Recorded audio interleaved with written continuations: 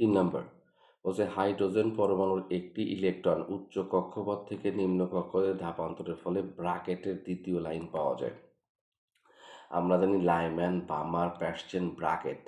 Bracket মানে হচ্ছে অবশ্যই N1 হবে সিরিজ অনুসারে, যেহেতু ব্র্যাকেট বলছে তাহলে 4 নাম্বার।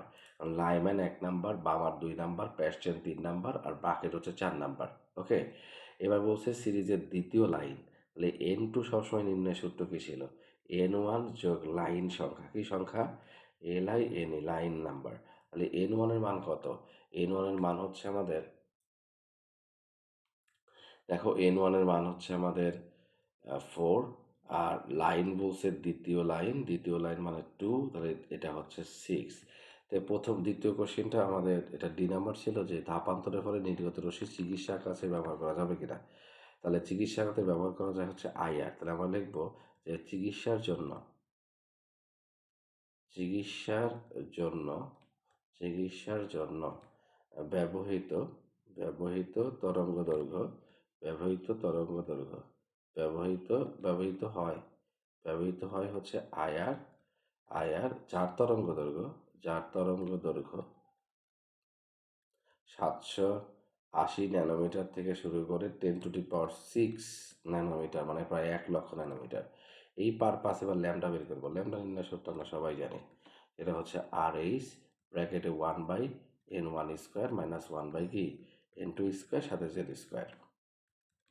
তাহলে RH এর মান সবাই জানি 1.09678 10⁻7, তাই তো।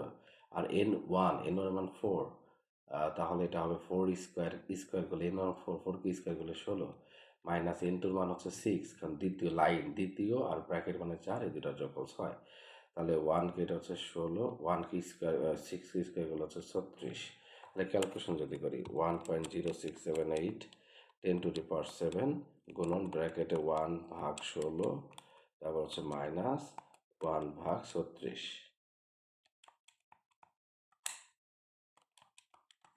ক্যালকুলেশন করলে আসছে 2.625 10⁻⁻6 মিটার।